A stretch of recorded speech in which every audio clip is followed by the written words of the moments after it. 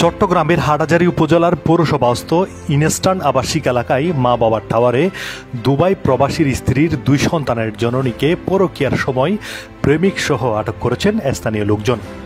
স্থানীয় এক প্রবাসীর স্ত্রী 8 বছর একটি কন্যা সন্তান ও 5 বছরের একটি পুত্র সন্তান রয়েছেন। ওই প্রবাসীর স্ত্রী দীর্ঘদিন যাবৎ উপজেলার মেকল ইউনিয়নের 6 নং ওয়ার্ডের রশিক চৌধুরীর বাড়ির নিপতি চৌধুরীর পুত্র রিমন চৌধুরীর সাথে পরকীয়ায় লিপ্ত ছিলেন। এখানে কি হয়েছে ঘটনা?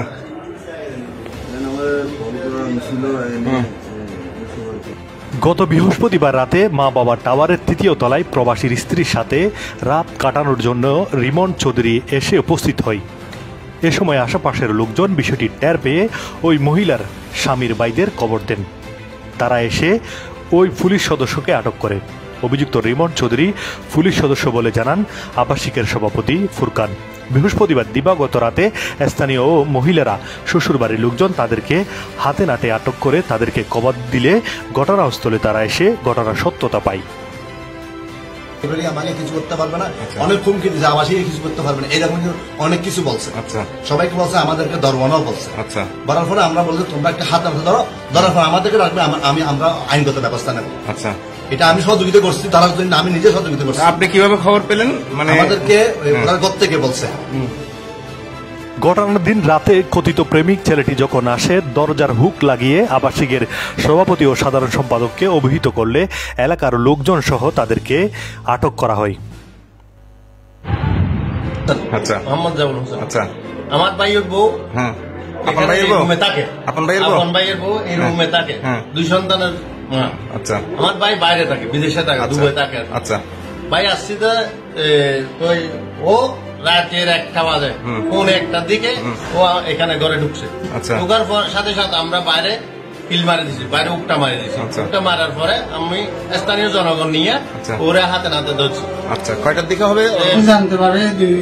3-4 বছর আগে থেকে। আচ্ছা, 4 বছর আগে থেকে এরা একবার এরকম ধরা খাইছিল। ধরা খাওয়ার পরে এর মা বাপে, ওই আমার 2টা বাচ্চা আছে, বাচ্চা দুটার কারণে মা বাপে বলছে ঘরের ভিতর ওই বাচ্চা দুটার কাছ থেকে চেহারা দেখে এবার মতো ক্ষমা করে দেন। এরা হুজুর টুজুর নিয়ে গেছিল শহরে, আমি বাসায় আসি নাই, 10 দিনের জন্য এমার্জেন্সি আসছিলাম।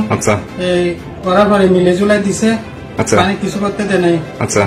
এরপরে আমি চলে গেছি। চলে যাওয়ার পরে আমি টেলিফোন করতাম বিদেশ থেকে, মানে কেমন আছে তো ভাই, আমার সাথে কথা বলি না, কথা বলবে শুধু টাকা দিবা, আমার কোনো কথার দরকার নাই, টাকার দরকার। হ্যাঁ, টাকার দরকার, এরকম বলতো। তারপর আমি কথা আরেকবার বললে মোবাইল বিজি হতো, মোবাইল বিজি কেন,